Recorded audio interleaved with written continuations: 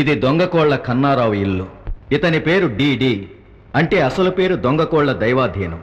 ఇతను డిడి తండ్రి, షార్ట్ కట్లో డీకే అంటారు. అసలు పేరు దొంగకోళ్ల కన్నారావు. నగరంలో ఎక్కడ స్థలం దొరికితే అక్కడ ఆక్రమించుకునే భూబకాసురులు ఇద్దరు. ఇది 1962లో చైనాతో భారతదేశం యుద్ధం చేసినప్పుడు చైనా వారు ఆక్రమించుకున్న భూభాగం. ఇది 1966లో పాకిస్తాన్తో భారతదేశం యుద్ధం చేసినప్పుడు పాకిస్తాన్ వారు ఆక్రమించుకున్న భూభాగం. నానా, యుద్ధం అయిపోయిన తర్వాత మన భూమిని మనం తిరిగి తీసుకోలేదా? మనం ఆక్రమించుకున్న భూభాగాలు వదిలిపెట్టేశాం, కానీ వాళ్ళు ఆక్రమించుకున్న భూభాగాలు తిరిగి ఇవ్వలేదు. ఎందుకని? భారతీయుల హృదయాలు బంగాళాఖాతం అంత విశాలమైనవి బాబు. మనకి ఇవ్వడమే కానీ తిరిగి తీసుకోవడం అలవాట్లేదు. మరి మనకు అలాంటి అలవాట్లేదా? మనకు దోచుకోవడం దాచుకోవడమే తప్ప దానం చేయడం అలవాట్లేదు బాబు. అయితే ఇప్పుడు మనం ఏం దోచుకోబోతున్నాం? ఈ హైదరాబాద్ నగరంలో బంజారా ప్రాంతాన్ని భవిష్యత్తులో అక్కడ గజం వేలల్లో పలుకుతుందని జ్యోతిష్కులు చెప్పారు. రోడ్డు నెంబర్ 9లో మనకు స్థలం ఉంది. దాని పక్కనే ఓ పాత ఇల్లు ఉంది. ఆ ఇంటిని పడగొట్టి ఆ స్థలాన్ని కూడా మనం కలుపుకుంటే అక్కడ అందమైన థియేటర్ కట్టడానికి కలెక్టర్ పర్మిషన్ ఇస్తాడు. అంటే మన ఆస్తికి మరో ₹1 కోటి చేరుతుందన్నమాట. గుడ్.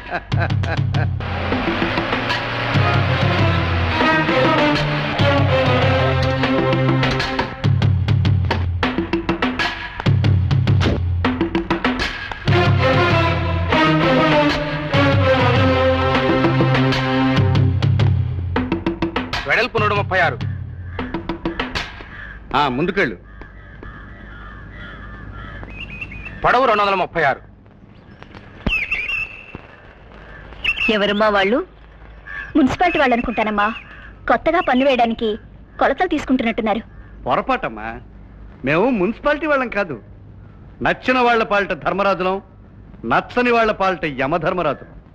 ఇంతకీ మీరెవరో చెప్పలేదు. అది చెప్పే ముందు మీరెవరో నేను చెప్తాను. మీ పేరు సావిత్రమ్మ. కేసరి హై స్కూల్లో టీచర్గా పనిచేస్తున్నారు. 3 కొడుకులు, పెళ్లికి దీని కూతురు పక్కనే ఉంది. ఈ ఇల్లు కట్టుకుని 25 ఏళ్ళయింది. ఇప్పుడు మీ అవసరానికి అమ్ముకుంటే అనాకానికి కూడా ఎవడు కొండు. అధిక ప్రసంగం చేస్తున్నారు. మీరు పొలిటికల్ లీడరా? లిటిగేషన్ లీడర్ని. భూబకాసురుడు అన్న పేరు మీరు వినే ఉంటారు.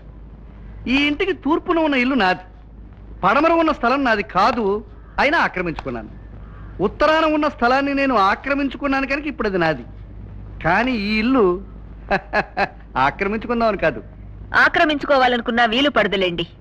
నాకు పులుల్ లాంటి 3 కొడుకులున్నారు. ఆయన ఎవరో తెలియకుండా మాట్లాడుతున్నారమ్మా. ఆయన ఇంటికి వెళ్లి ఆయన్ని అనరాని మాటలంటే ఆయన ఎవరో తెలుసుకోవాల్సిన అవసరం నాకుంటుంది. కానీ నా ఇంటికొచ్చి ఈ ఇంటిని కొనుక్కుంటున్నట్టుగా నైరుతి ఈశాన్యం అనే నెక్కలు వేస్తే నా పెద్ద కొడుకు ఒక్కడు చాలు మిమ్మల్ని అందరినీ ఊరికి ఉత్తరాన ఉన్న శ్మశానంలో పంపడానికి. ఓకే, కానీ మేం వీక్ కాదని తెలుసుకోండి. పోనీ డబ్బిస్తాను, బ్లాక్ లో వైట్ లో. ఆ డబ్బు జబ్బులు మీకు, మాకున్నవి ఆప్యాయతలు ఆత్మీయతలు. ఈ ఇంటితో మాకున్న అనుబంధాన్ని కాసులు ఖరీదు చేయలేవు. మర్యాదగా మీరొచ్చిన దాన్ని వెళ్ళండి. టీకేతోనే డి అంటున్నావు కదూ, చూస్తాను. ఎక్స్ట్రా లేబర్ని పెట్టాను సరే, బిల్డింగ్ త్వరగా పూర్తి చేయండి. అలాగే సార్. రావయ్య తాత రా, నీకోసం ఎదురు చూస్తున్నాను. చిట్ ఫండ్ డబ్బులు తెచ్చావా? తేవడం కాదండి, తీసుకువెళ్ళడానికి వచ్చాను. ఈ రోజే పాట అయింది, పాడిన వాళ్ళకి డబ్బు కట్టాలి. ఇప్పుడు డబ్బు ఎక్కడ ఉందయ్యా? అంతా కన్స్ట్రక్షన్ లో పెట్టామే. కస్టమర్స్ ని 4 రోజులు ఆగమని చెప్పలేవు. టీడీ గారు, మన చిట్ ఫండ్ కంపెనీ ఈ మధ్యనే పెట్టాం. మనం ఇలా చేస్తే కంపెనీకి బ్యాడ్ నేమ్ వస్తుంది, జనం వచ్చి మన కంపెనీ మీద పడతారు. సరే, క్యాషియర్ ఫోన్ చేస్తాను, వెళ్ళి డబ్బు తీసుకో. అలాగే.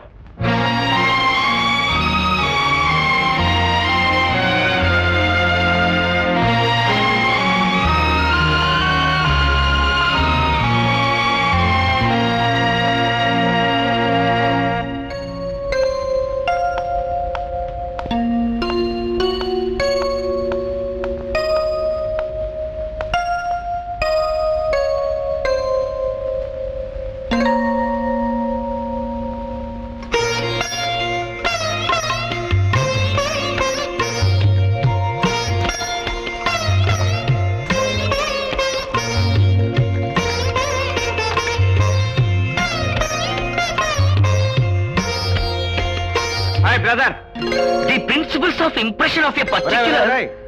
ఊరికే కథలు వినిపించే ఇక్కడ ఇంజనీర్ నిద్రపోతే ప్రాజెక్ట్ కూలిపోతుంది. టీ తాగి చదువు. అలాగేనయ్య.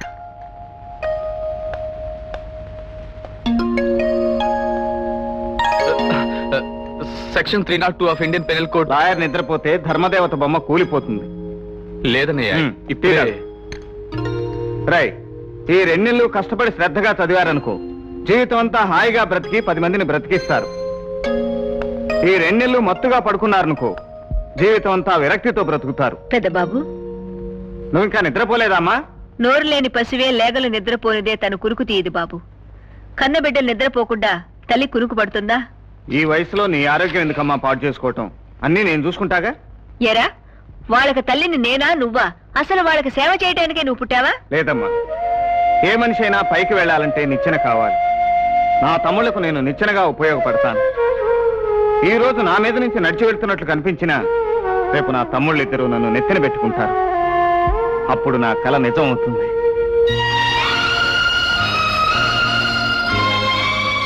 నీలాంటి వ్యక్తిని ఈ లోకంలో నేను చూడలేదు బాబు.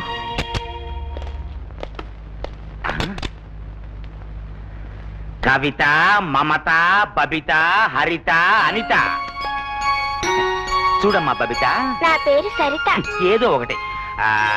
మెడకి ఉరితాళ్ల వేసుకుని రోగుల్ని టెస్ట్ చేస్తారే, అది కూడా తెలీదా?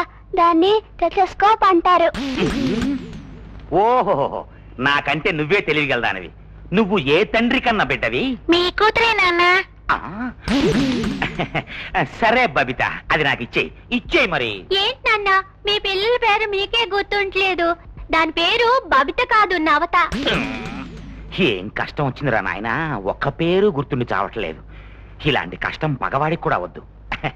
చూడండి పిల్లలు, మీ పేర్లు గుర్తుపెట్టుకోవడం నాకు కష్టంగా ఉంది. అంచేత మీ పేర్లు రాసిన బోర్డులు మెళ్ళో వేసుకోండి. అప్పుడు గాని వీళ్ళందరినీ మూర్ఛరోగులు అనుకోరు. పిల్లల పేర్లు గుర్తించుకోలేని మీరు ఇంతమంది పిల్లల్ని ఎందుకన్నారండి? నేనెక్కడికన్నాను? గవర్నమెంట్ నాణ్యాల్ని ప్రింట్ చేసినట్టు ఏడాదికో బిడ్డని ప్రింట్ చేసి పారేశావు. అవును, మీరేగా మగబిడ్డ కావాలి అని కన్నారు.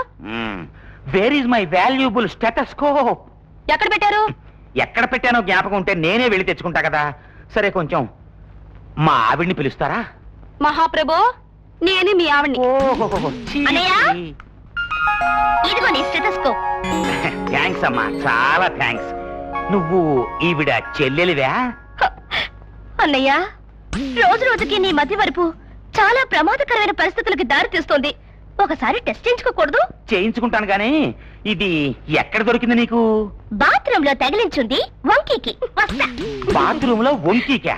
అయితే బట్టలు అనుకుని దీన్ని తగిలించా అన్నమాట. ఒంటి మీద బట్టలు ఉంచుకునే స్నానం చేశానా నేను? మీరు నా పెళ్ళామే కదా? అక్షరాల మీ పెళ్ళాన్నే. ఎందుకైనా మంచిది రోజు నువ్వు దగ్గరుండి స్నానం చేయించు నాకు. ఇంకా నయం, ఇద్దరు కలిసి స్నానం చేద్దాం అన్నారు కాదు. పదండి, అవతల రోగులు ఎదురు చూస్తూ ఉంటారు.